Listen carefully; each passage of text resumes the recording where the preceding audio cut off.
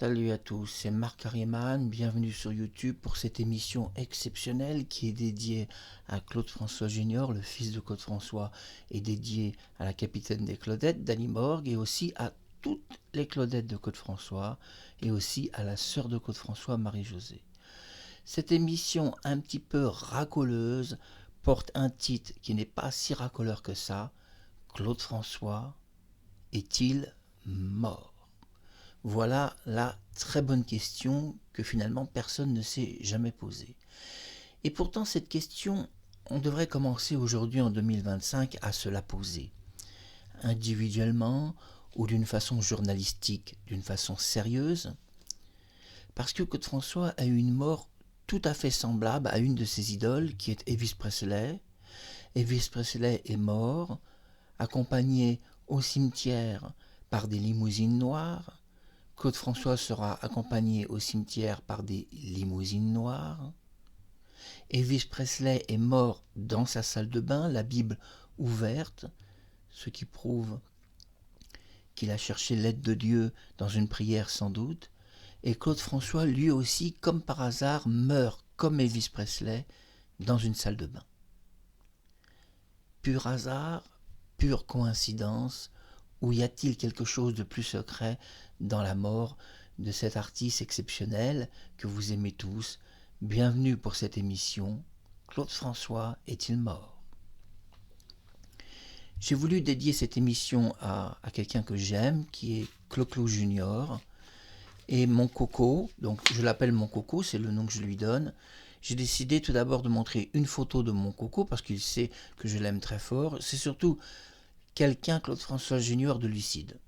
Malgré tout, sur la mort de son père, s'il y a des choses qu'il ne désire pas qu'on parle publiquement, il admet qu'il y a une possibilité que quelque chose ait été caché. Lui l'admet. Voici la photo de mon coco, je la rends publique. Très belle photo, regardez un petit peu, voilà, ça c'est mon coco. Très belle photo de Claude François Junior avec son papa, une photo d'amour qui réunit le père et le fils. Mais la première question, qui est primordiale, le père et le fils ont-ils été séparés un seul jour entre l'annonce de la mort de Claude François et même sa résurrection?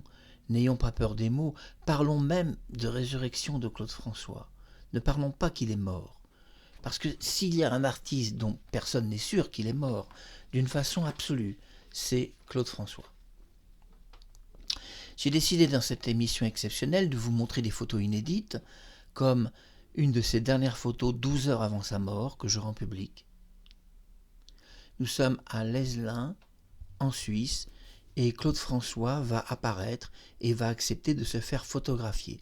Il s'agit d'une photographie absolument inédite, c'est la première publication, je vous l'offre. 12 heures avant sa mort, il répétait. Alors une répétition très courte à Leslin parce qu'il a été interdit de répéter, Claude François. Et oui, il a été victime un petit peu de la censure anglaise. Non, non, Claude, on ne peut pas vous prêter la scène. La scène est réservée à un ballet.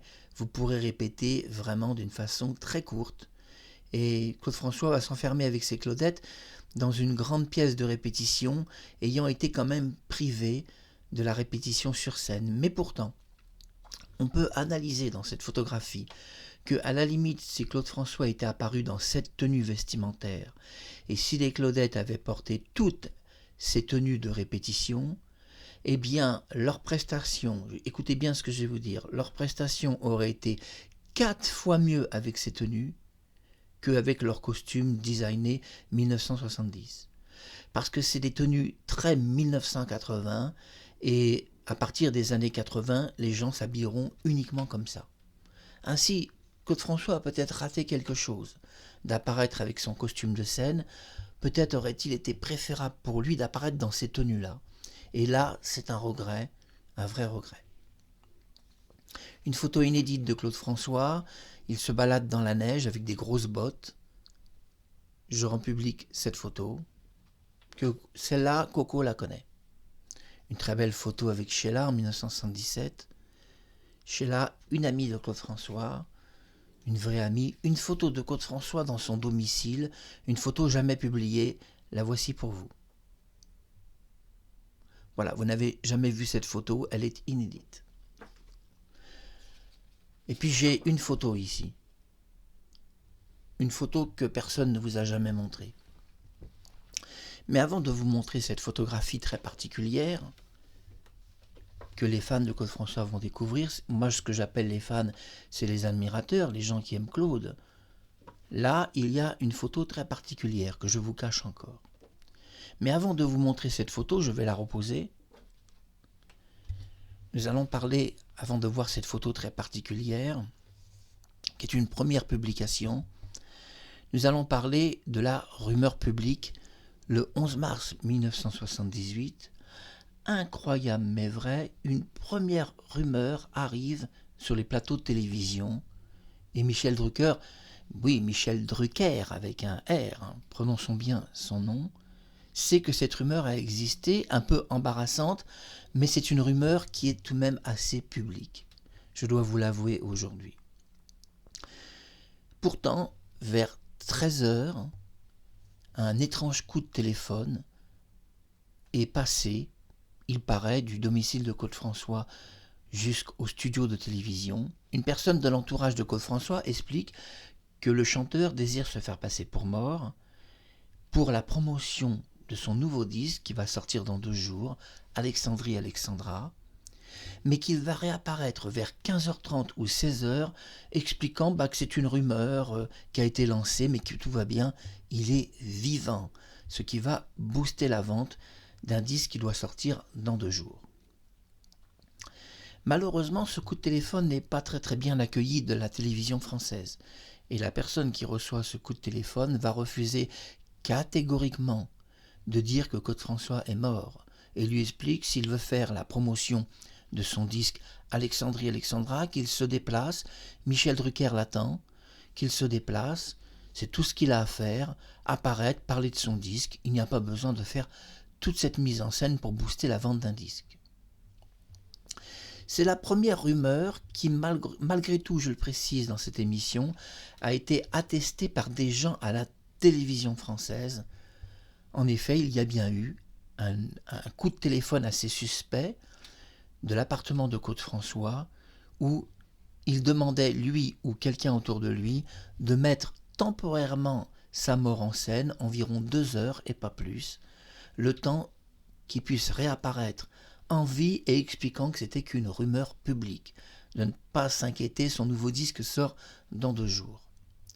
Grotesque, vous allez me dire, et non, pas si grotesque, une rumeur attestée par diverses personnes autour de Claude François, attestée par la télévision française et même attestée par certaines personnes de radio, notamment des célébrités qui ont confirmé aussi l'existence de cette rumeur publique plutôt embarrassante pour un homme qui serait mort. Mais la mort de Claude François, si elle est déjà très embarrassante sur cette rumeur, qui va survenir, vous imaginez, pratiquement 1 heure avant sa mort, on parle déjà qu'il est mort, que dire alors du coup de téléphone mystérieux, mais qui a été identifié par une radio.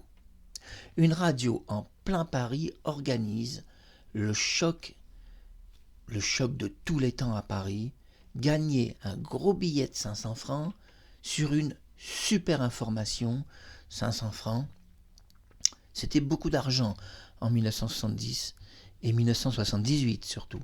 C'était le moyen de remplir votre frigo pendant 1 mois pour toute une famille française. Une radio prétend que si quelqu'un a un scoop, mais il doit donner son identité, il doit s'identifier, normal, on a besoin d'un relevé bancaire, 500 francs seront virés sur son compte. Un homme téléphone, il est pompier de Paris. Il ne s'agit pas du pompier qui est intervenu sur la mort de Claude François, mais d'un autre pompier qui au départ est anonyme, mais va donner ses coordonnées, son téléphone, son adresse et toucher un généreux chèque de 500 francs. 40 minutes avant la mort de Claude François, il annonce le scoop en radio, en public, sur antenne. Il explique que Claude François est mort et qu'il a ce scoop depuis 5 minutes. Claude François serait mort à 13h45. Personne ne le croit en radio. Mais Claude François ne veut pas être mort, hein. Personne n'ose penser que l'information est vraie. Et pourtant, 40 minutes après, la radio contacte cet étrange pompier et lui explique qu'il est l'heureux gagnant, ayant annoncé la mort de Claude François, un scoop dans toute la France. Mais il y a un problème. Il annonce la mort de Claude François longtemps avant le certificat de décès. 40 minutes avant, il annonce que Claude est mort. Et là, ça a été sans doute le plus gros problème de la mort de Claude François. D'ailleurs, Fabien Lecoeuf, que j'aime beaucoup, il le sait, que j'aime infiniment pour son amour des artistes, l'amour de Linda de Souza, que je partage avec lui, et dont Fabien Lecoeuf avait expliqué qu'il était scandalisé qu'à l'enterrement de Linda de Souza, personne n'est venu. C'est choquant. Moi, j'aimais beaucoup Linda, et ça, c'est très choquant. Qu'une chanteuse juive, il n'y ait personne pour aller à l'enterrement d'une juive. Êtes-vous tous antisémites? C'est à croire que la France est encore profondément nazie. Quoi qu'il en soit, ce pompier va jeter une encre de marine, sur la mort de Claude François qui va rester ancrée encore à nos jours. Fabien Lecoeuf lui-même a expliqué qu'il ne comprenait pas, et il a expliqué cette histoire d'un pompier qui téléphone pour gagner un gros chèque de 500 francs, qui annonce la mort de Claude François 40 minutes avant. 40 minutes avant le certificat de décès, c'est quand même assez énorme. Imaginez si les pompiers arrivent à prédire la mort de quelqu'un. Et à ce moment-là, nous savons, par le témoignage de Marie-Thérèse et de Kathleen, que le SAMU n'était même pas prévenu de la mort de Claude François, ni même d'un simple accident, puisqu'il était encore au téléphone avec sa sœur plusieurs minutes après. C'est de cette manière qu'est né le doute de la mort de Claude François. Et si Claude François n'était pas mort? Et si quelqu'un dans son entourage avait vendu la mèche un tout petit peu trop tôt et avait voulu en plus se faire un petit billet de 500 francs pour arrondir ses fins de mois? Mais le problème est que ce coup de téléphone, qui a été identifié, puisque le chèque a été viré sur le compte bancaire du pompier, pose un problème car l'homme travaille au SAMU de Paris. Ce n'est pas rien. Il a annoncé en direct, en pleine radio, la mort de Claude François 40 minutes avant le certificat de décès. Ce qui rejoint la rumeur publique que Claude François voulait mettre en scène sa mort. Bienvenue pour cette émission pas trop longue. Claude François est-il mort? Et puis nous allons voir, car j'ai préparé une petite note ici, c'est une sorte de bloc-notes pour me souvenir. Nous allons voir ensemble quelques incohérences. Selon le témoignage de Marie-Thérèse, elle découvre Kathleen, et ça a été précisé par plusieurs journalistes, traînant le corps de Claude François de sa salle de bain vers sa chambre, la chambre étant communicante entre la salle de bain et la chambre. Est-ce que vous me suivez? Elle est communicante. Donc, Marie-Thérèse assiste à une étrange scène. Elle voit Kathleen traîner le corps de Claude François entre la salle de bain et sa chambre. Vous allez me dire, rien d'anormal dans cette déclaration, qui a été déclarée dans plusieurs livres sur la mort de Claude François. Mais voilà, il y a un léger problème. Et le problème, quand je dis qu'il est léger, je voudrais dire qu'il est plutôt énorme. Parlons pas d'un petit problème, mais d'un énorme problème. Dans le film de 1979, qui est paru au cinéma, un film documentaire avec des vraies images de Claude François, les images de sa sœur, de sa mère, de Isabelle Forêt, de son vrai nom Jeanne-Marie Forêt, mère des 2 enfants de Claude François, Jean-Marc, et pas Marc, il s'appelait Jean-Marc, et Clo-Clo Junior. Dans ce film de Samy Pavel, c'est pas ce que dit Kathleen, qui va faire un long témoignage de plusieurs minutes pour booster, c'est vrai, ce film exceptionnel. Kathleen nous explique qu'elle a téléphoné au SAMU de Paris. Le SAMU de Paris a compris parfaitement son anglais. Un peu affolée, elle explique que Claude François a eu un accident dans son appartement. Mais la première chose qu'elle ne dira pas, c'est qu'il s'est électrocuté. Ça, contrairement à tout ce que les gens ont raconté, elle ne parle pas d'une électrocution. Elle dit que Claude François a eu un accident et qu'on doit au plus vite envoyer des secouristes.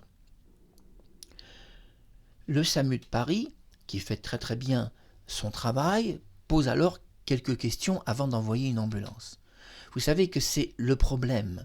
Quand vous téléphonez à un hôpital, que ce soit le SAMU ou un service de secours, on va vous poser quelques questions. On ne peut pas envoyer une ambulance comme ça, parce que l'ambulance coûte cher, et puis c'est régi par un règlement d'État, et tout le monde ne peut pas commander une ambulance, et puis il y a les blagues téléphoniques, des gens qui font déplacer des ambulances sur des kilomètres et il n'y a personne de blessé, et ils demandent à Kathleen quelques renseignements complémentaires pour intervenir dans l'appartement de Clo-Clo. Première question, y a-t-il quelqu'un autour de vous qui parle français, qui pourrait nous permettre de mieux comprendre ce que vous dites? C'est vrai qu'en anglais, le SAMU comprenait à peu près son anglais, à part quelques mots, légèrement mâchouillés de la langue américaine, qui est tout à fait normal, les Américains ne parlent pas tout à fait un anglais conventionnel. Bien que je ne critique pas, l'anglais américain est très beau, et a toute sa différence par rapport à l'anglais de la reine Élisabeth. Le SAMU explique, c'est-à-dire le médecin du SAMU de l'hôpital de Paris explique qu'il peut envoyer une ambulance, que ça pose aucun problème. Si Claude François a eu un réel accident, il a besoin de l'adresse, savoir où est le corps de Claude François, quelle adresse, où doit se déplacer l'ambulance, il demande tout ça. Était-elle, Kathleen, un peu anesthésiée, choquée? Il semble que certaines réponses, elle n'arrive pas à les communiquer au SAMU de Paris, même pas l'adresse où se trouve Claude François. Il semble qu'elle soit si tétanisée, peut-être en effet par le choc, qu'elle a du mal même à communiquer ne serait-ce qu'une adresse. Tout de même, elle sait qu'elle se trouve au boulevard Exelmans, en présence, comme elle le dit, de Claude François. Ce n'est pas si dur de donner une adresse. Et pourtant, ça bloque un peu, l'adresse bloque un peu. Le SAMU demande alors de trouver quelqu'un qui connaît bien Paris, qui serait autour d'elle. Et c'est là que Kathleen explique qu'elle est toute seule avec Claude François, qu'il a eu un accident et qu'il n'y a personne autour d'elle. Puis elle se rétracte dans sa conversation et explique qu'il y a une personne avec elle qui s'appelle Marie-Thérèse. Je vais chercher cette personne, Marie-Thérèse. Elle n'est pas dans l'appartement, elle se trouve sur une terrasse.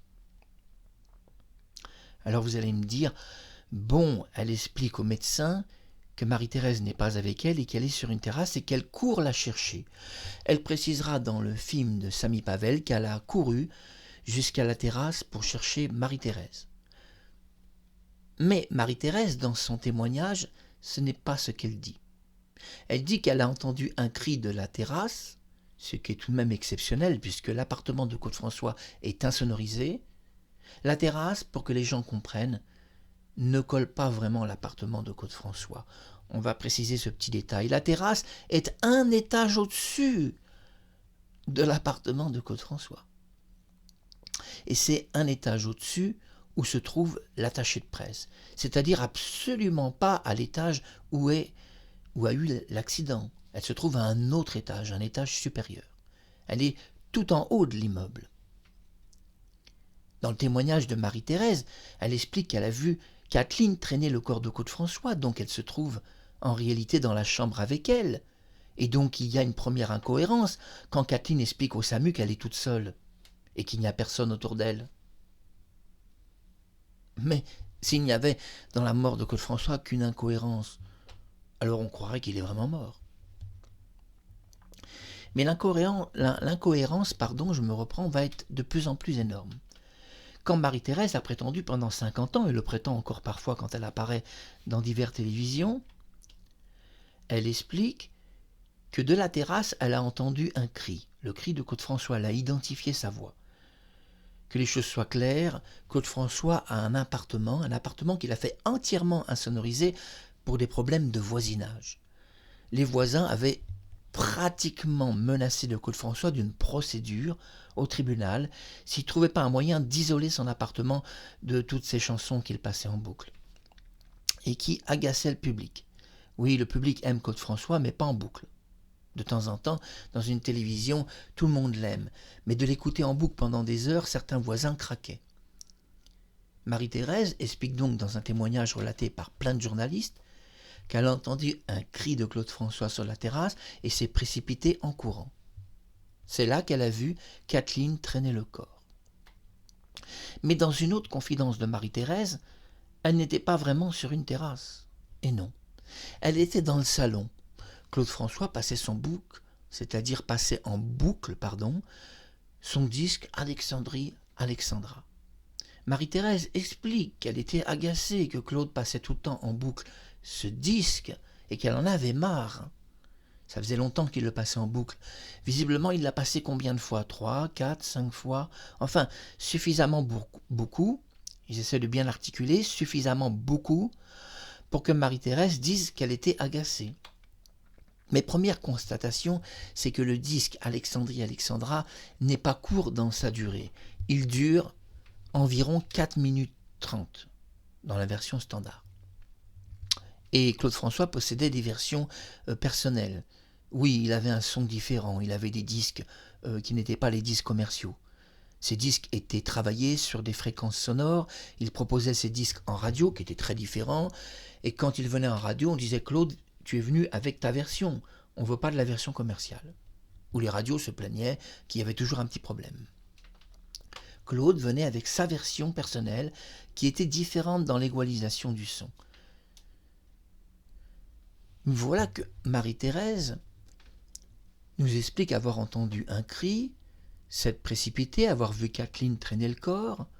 Dans une autre version, Marie-Thérèse explique qu'elle était dans le salon, agacée que Claude passe son disque Alexandrie Alexandra en boucle et d'aller voir ce qui se passe. Elle envoie Kathleen, va voir ce qui se passe. Dans cette version, Kathleen découvre que Claude n'est pas dans sa chambre mais s'électrocute dans son bain. Dans la version de la terrasse, c'est finalement Marie-Thérèse qui découvre que Kathleen traîne le corps de Claude François et les deux femmes vont aider à poser le corps de Claude François sur son lit de mort. Vous allez me dire, bon, il y a quelques incohérences, mais on pourrait peut-être encore l'expliquer. Par le choc, l'émotion de la mort, où les deux femmes ont des souvenirs peu précis de ce moment-là. Quoique quand même, il est aberrant qu'au secouriste de Paris, par téléphone, Kathleen explique qu'elle est toute seule dans la chambre avec Claude et qu'elle a dû courir chercher Marie-Thérèse sur la terrasse. Et si elle a couru chercher Marie-Thérèse sur la terrasse, c'est bien parce que Marie-Thérèse n'a jamais entendu aucun cri sur une terrasse. Autre problème. Mais vous allez me dire, Marc Harriman, bon d'accord, il y a beaucoup de problèmes sur la mort de Claude François, on peut peut-être encore tout expliquer.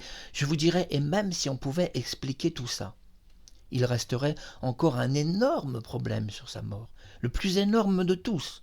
Alors là, c'est le pompon du pompier. Vous savez que dans ces manèges extraordinaires, quand vous étiez petit garçon et petite fille, on vous jetait le pompon. Quel bonheur que d'attraper le pompon quand on a 4-5 ans, et de dire à son père et sa mère « j'ai le pompon ». Mais pour la mort de Claude François, ne faisons pas trop d'humour, bien qu'il en faut sur YouTube, le moins qu'on puisse dire, c'est qu'il y a un pompon dans l'affaire. Et ce pompon, c'est la déclaration du pompier qui a vu mort Claude François. Tout d'abord, avant de vous donner sa déclaration plus complète, précisons quelques détails qui fera plaisir à Claude François Junior et à la capitaine des Claudettes et à tous ceux qui aiment Claude.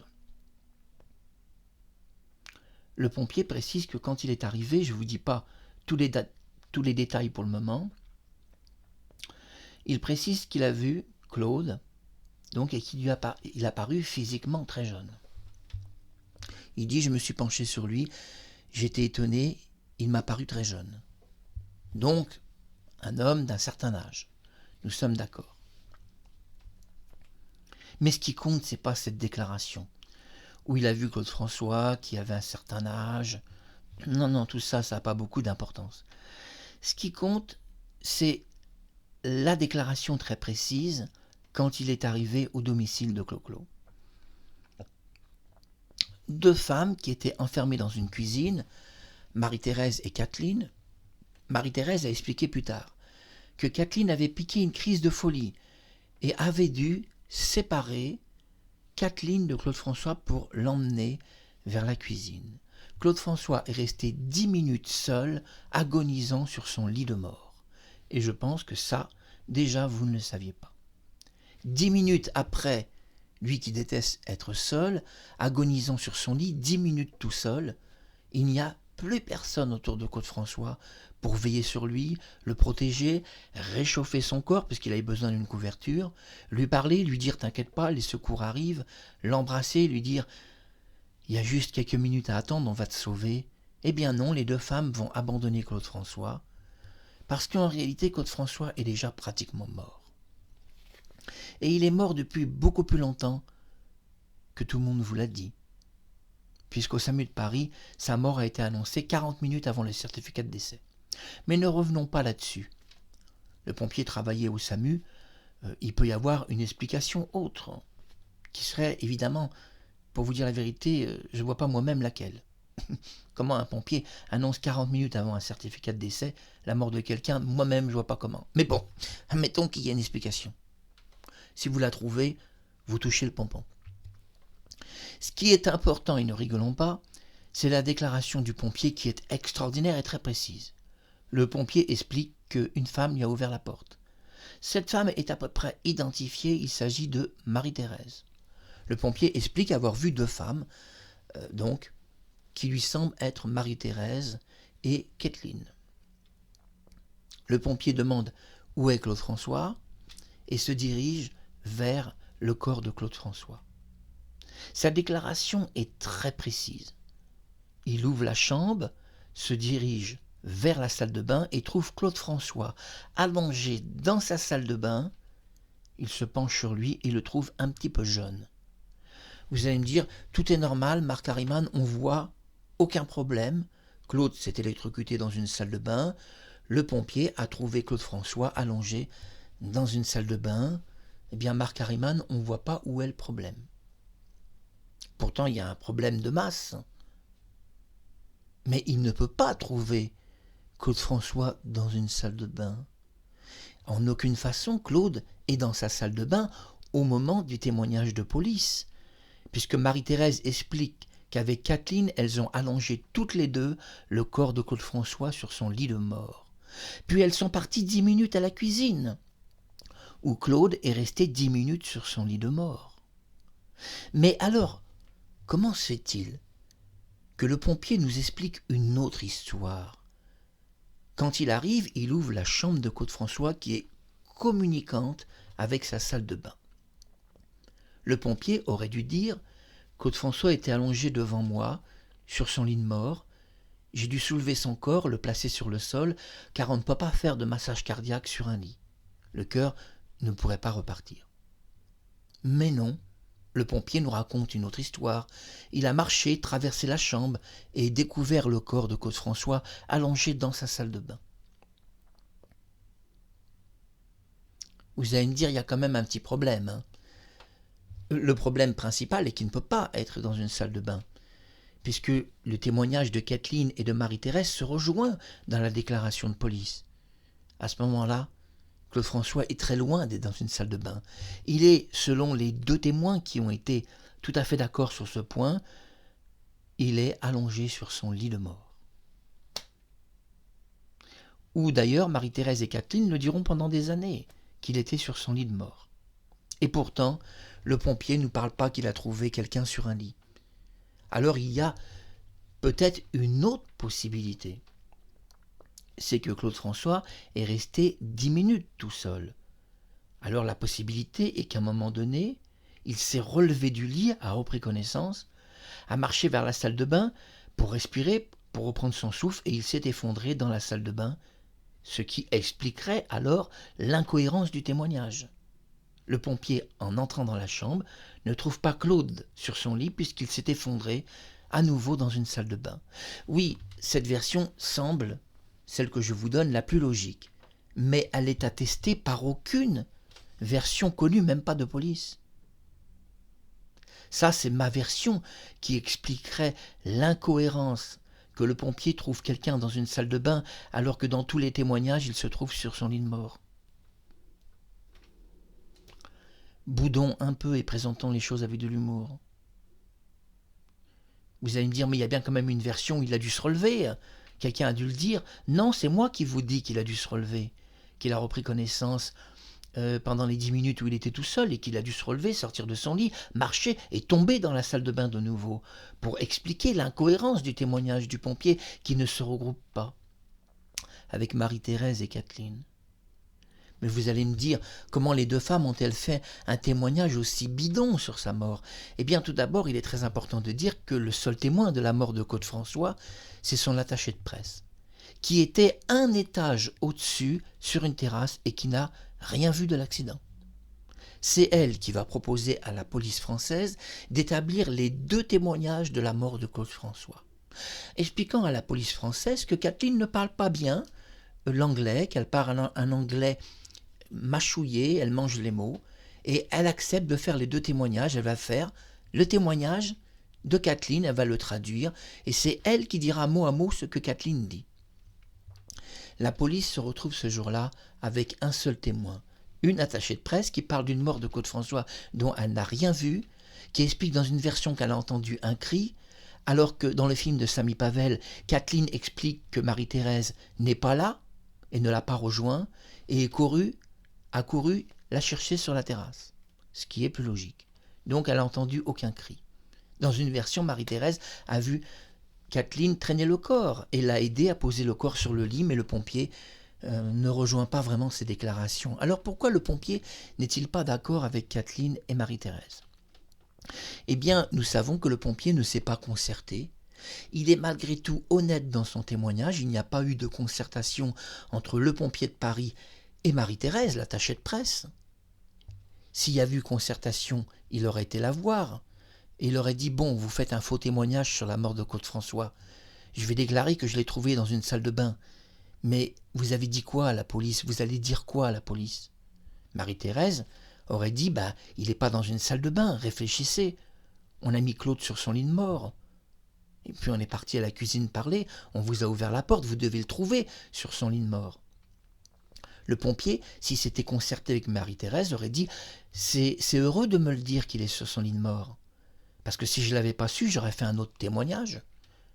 J'aurais dit en toute logique, puisqu'il s'est électrocuté, que j'ai trouvé Claude dans une salle de bain. » Mais il n'y a pas eu concertation entre le témoignage du pompier et Marie-Thérèse. Voilà pourquoi Marie-Thérèse et Kathleen prétendent que le corps de Claude François était allongé sur son lit de mort 10 minutes. 10 minutes. Et Marie-Thérèse, quand elle ouvre la porte, elle vérifie si Claude François est sur son lit de mort, elle ou Kathleen. Donc, il ne s'est pas relevé comme je l'explique, pouvant tomber quelque part. Marie-Thérèse explique au pompier que Claude François est dans sa chambre. Mais le pompier, qui ne s'est pas concerté avec Marie-Thérèse, nous explique qu'il a ouvert la chambre. Il a traversé la chambre communicante jusqu'à la salle de bain. Il s'est penché, a découvert sur le sol inanimé Claude François. Il explique avoir posé son électrocardiogramme et avoir posé les électrodes pour savoir s'il était mort. Il explique qu'il a eu un doute sur la mort de Claude François. Il explique, et je me répète beaucoup, que son électrocardiogramme fonctionnait mal, qu'il avait déclaré plusieurs personnes mortes et qu'ils étaient parfaitement en vie. Ayant un doute que Claude François soit mort, il a dû toucher les câbles de son électrocardiogramme et revérifier les prises de contact, que tout soit impeccable entre les électrodes et l'électricité et finalement les câbles. Voyant que son électrocardiogramme semble marcher à peu près, il le déclare mort. Il explique des choses invraisemblables. Qu'il a arrêté le massage cardiaque à 20 minutes, a antidaté la mort de Claude François de 20 minutes. Mais la loi à Paris, il doit pomper le cœur 30 minutes. Il explique qu'il a rédigé lui-même le certificat de décès, mais la loi à Paris, c'est qu'il ne peut pas le faire sans un médecin légiste qui déclare mort Claude François, mais qui le déclare mort cérébralement. Vous allez me dire, alors là, on ne comprend pas. Le cœur est arrêté, il est mort. Et non. Et non. C'est pas si vrai tout ce que vous racontez. Claude François, s'il est déclaré mort pour un électrocardiogramme qui marche mal, le pompier a fait donc un rapport à la classe supérieure de Paris, celle des hôpitaux de Paris, expliquant qu'il a un problème avec son électrocardiogramme qui marche mal. Que doit faire la mesure de sécurité prévue par les hôpitaux de Paris? Si un électrocardiogramme fonctionne mal, nous devons envoyer un médecin légiste et un nouveau appareil en parfait état de marche. Puis des électrodes vont être posées avec ce nouvel appareil et un médecin légiste va déclarer mort Claude François. À ce moment-là, il va donner l'ordre au pompier de rédiger le certificat de décès. Le pompier ne peut pas faire un certificat de décès sans l'autorisation du médecin légiste qui le déclare mort. Mais le médecin légiste ne peut pas déclarer mort Claude François sur un électrocardiogramme qui ne marche pas. Il est alors obligé d'utiliser la prévention qui est dans ce cas, qui fait partie de la loi et du règlement du SAMU de Paris. Il doit faire intervenir une nouvelle équipe et demander un appareil neuf ou un appareil en état fonctionnel. Puis, il doit demander aux pompiers de reposer un appareil fonctionnel d'électrocardiogramme, de vérifier s'il est mort. Puis, il doit déclarer mort Claude François d'une façon cardiaque, par l'arrêt. Mais généralement, au SAMU de Paris, on ne fait pas un certificat de décès en 20 minutes. Dans toute l'histoire des pompiers de Paris et du SAMU, la seule histoire de mort de Claude François dont un homme aurait eu un certificat de décès en 20 minutes, il n'y a que Claude François. Il n'existe pas un cas où, hormis la mort instantanée, je parle, où un certificat de décès aurait été fait suite à un accident. Il n'y a pas un cas dans toute l'histoire de Paris. Car le médecin légiste, avant de déclarer mort Claude François, peut être un tout petit peu méticuleux. Et malheureusement, quel est le médecin qui ne le serait pas en telle circonstance? Ainsi, le médecin légiste ne va pas déclarer mort Claude François, même si le pompier explique que le cœur ne bat plus. Il va dire non, nous allons transférer le corps de Claude François à la Salpêtrière, à Paris, dans un hôpital, puis nous allons déclarer d'abord sa mort cérébrale d'une façon certaine, avec des appareils de mesure, et une fois que cérébralement il est mort, nous pouvons alors rédiger un certificat de décès qui soit conforme et à l'arrêt cardiaque et à la mort cérébrale. C'est la plus grosse incohérence que le pompier ait trouvé Claude François dans une salle de bain, alors que selon les témoignages des deux femmes, bien qu'il n'y a qu'une personne qui ait témoigné pour les deux, c'est une personne qui était à un étage supérieur, qui n'a pas vu l'accident, qui raconte avoir entendu un cri, avoir couru, mais dans le film de Samy Pavel, Kathleen ne nous raconte pas ça. Marie-Thérèse n'est pas avec elle, elle explique qu'elle est toute seule et qu'elle va courir chercher Marie-Thérèse à la terrasse. C'est le seul témoignage fort qu'on a de Kathleen dans le film de Samy Pavel, et on voit déjà toute la contradiction dans la mort de Claude François. Une énorme contradiction. Ah oui, vous allez me dire, Marc Harriman, l'émission est terminée, mais tu oublies quelque chose. Alors vous allez me dire, oulala, là, je sais ce qu'on va voir. On va voir la photo de mort de Claude François, jamais montrée à personne. J'ai cette photographie de mort de Claude François, mais je ne vous la montre pas pour le moment. Non, on va voir quelque chose de bien plus intéressant qu'une photo de mort, surtout s'il n'est pas mort.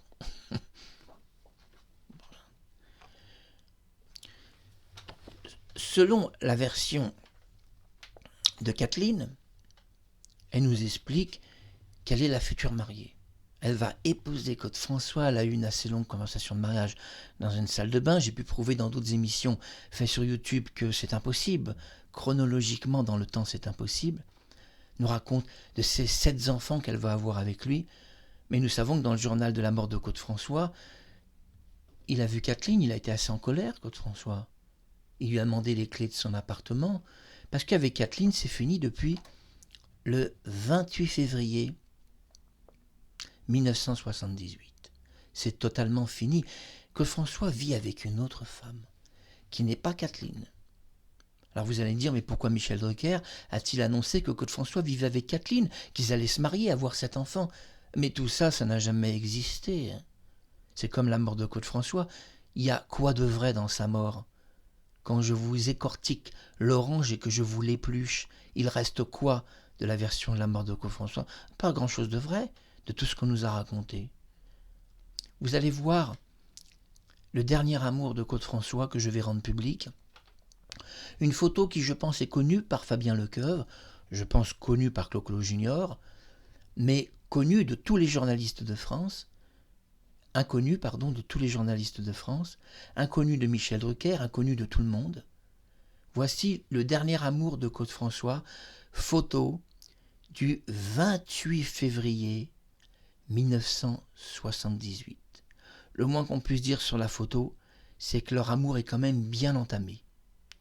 Claude François était, on peut dire, pratiquement fiancé avec elle, et c'est pour ça que cette nuit, quand il arrive, le 11 mars, il demande à Kathleen, donc je vais bien prononcer son nom anglais, Kathleen, il lui demande les clés de son appartement, parce que Kathleen a fait l'erreur de conserver les clés de l'appartement de Claude et de ne pas lui rendre le double des clés. Et Claude n'aime pas que des gens possèdent un double de ses clés parce qu'il cache un peu d'argent. Vous savez, il cachait un peu d'argent. Et il avait peur qu'on trouve son argent. Bon, il n'avait pas grand-chose, il était ruiné. Mais il avait une petite valise avec de l'argent. D'ailleurs, cette valise, personne ne l'a jamais retrouvée. Vous allez me dire comment ça? La valise sous son lit avec l'argent. Personne n'a retrouvé sa petite valise et son argent de poche. Et qui a pris l'argent? Les flics? Voici le dernier amour de Claude François que je rends public. Et je voudrais dire que Claude François Junior ne sera pas trop surpris. Peut-être les Claudettes vont être surprises. Je pense à Danny Borg, qui sera peut-être un petit peu en état de choc, et même toutes les autres Claudettes. Claude François ne vit plus du tout avec Kathleen. Tout est terminé entre eux. Et c'est terminé depuis le mois de février. Voici, je vous fais plus attendre. Pourquoi vous faire attendre plus longtemps? Voici le véritable dernier amour de Claude François, qui explique pourquoi le 11 mars 1978, il a demandé les clés de son appartement à Kathleen et qu'elle sorte de sa vie. Voilà le vrai amour, son tout dernier. Quelques jours avant sa mort, cette photo a été prise le 28 au 11 mars, oh là là, moins de 15 jours avant sa mort.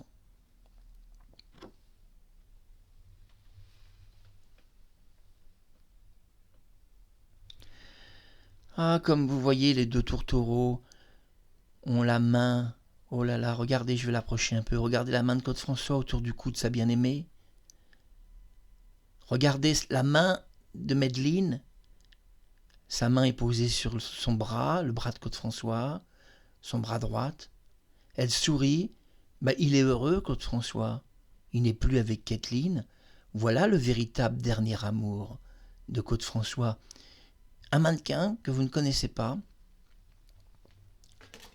Et j'ai voulu rendre publique cette photographie qui est connue par Fabien Lecoeuvre. Ça, il n'y a aucun doute, puisqu'il sait tout de Claude François. Peut-être même des choses que je ne sais pas. Des fois, je pense à Fabien et je me demande s'il n'en sait pas plus sur Claude François lui-même, sur sa vie. Ne rigolez pas, mais des fois, je me dis, parce que Fabien Lecoeuvre est quelqu'un qui aime les artistes et sait beaucoup de choses sur eux. Et j'ai voulu conclure cette émission par Fabien Lecoeuvre parce que j'aime beaucoup Fabien. Il a longtemps contribué à la mémoire de Claude François et de nous apporter le plus de vérité sur lui, le plus de vérité parfois en cachant certaines choses, comme dans l'agenda de Claude François qui était un peu censuré. Bon, et oui, il n'a pas tout publié dans l'agenda. C'est l'agenda de travail. C'est pas l'agenda amoureux de Claude François. Sinon, on devrait trouver Madeleine dans l'agenda. Elle devrait être quelque part. C'était Marc Harriman. Bisous, mon coco. J'espère que cette émission sur la mort de Claude François est-il mort, et de nouvelles incohérences que j'ai mis en lumière devant vous, vous auront permis de saisir que entre une histoire publique qu'on vous raconte, une histoire de presse, et les faits réels, il y a toujours d'énormes dimensions qui la séparent. Et la plus grande énormité de Kathleen est qu'elle a expliqué le jour de sa mort qu'elle était sa future femme, que Claude avait une assez longue conversation de mariage, qu'il y avait 7 enfants. 7 enfants avec Kathleen. Quand on est amoureux d'une autre femme, qu'on couche avec, qu'on est pratiquement fiancé avec, et qu'il est question entre eux d'aller beaucoup plus loin. J'aurais pas dû vous montrer cette photo du dernier amour de Claude François, car c'est une photo de vie privée. Une photo qui ne sera pas interdite sur YouTube, car le site YouTube n'interdit pas quelques divulgations de vie privée si c'est pour éclaircir quelque chose dans la vie de quelqu'un. Mais sachez malgré tout que la publication de cette photo sur un site social pourrait me poser des problèmes. Mais ça n'irait pas bien loin, puisque la personne qui a pris cette photo est un journaliste, un ami de Claude François, parce que cette photo est connue de Fabien Lecoeuvre. Vous avez vu en face de vous le vrai et dernier amour de Clo-Clo. Alors, ça remet en question beaucoup de choses, mais ça ne remettra pas en question que Claude François devant Kathleen, le 11 mars 1978, vers 3 heures du matin, dit à Kathleen être étonné qu'elle était dans l'appartement. Il se préparait à appeler les flics et à redescendre l'immeuble, être étonné qu'elle ait conservé un double de ses clés sans le prévenir, et Claude François tend sa main et demande à Kathleen, sa future femme, avec ses 7 enfants, parce que c'est ça sa version, la version de police. Il lui dit « Kathleen, mes clés, please, ok ?» C'était fini avec elle. Et ça, malgré tout, dans la mort de Claude François, je vais répéter et bien articuler, et ça, malgré tout, dans la mort de Claude François, cela devait être dit pour éclaircir beaucoup mieux cette situation et cette nuit tragique dans un certain sens, c'est vrai. Mais je pense que pour Kathleen, ça a dû être dur d'admettre que de toute façon, dans les 2 cas, que ce soit sa mort ou que ce soit la rupture, elle devait perdre Claude François le 11 mars, quelle que soit la décision qui aurait été prise. Que Claude la quitte en prenant ses clés, comme il l'a fait, ou qu'il la quitte par la mort, de toute façon, elle l'a perdu ce jour-là. Et c'était bien ce que Claude voulait en lui redemandant ses clés. C'était Marc Harriman. Bonjour à Sophie Marceau, Cindy Daniel, Alessandra Martinez. Je vous aime fort. À bientôt sur YouTube.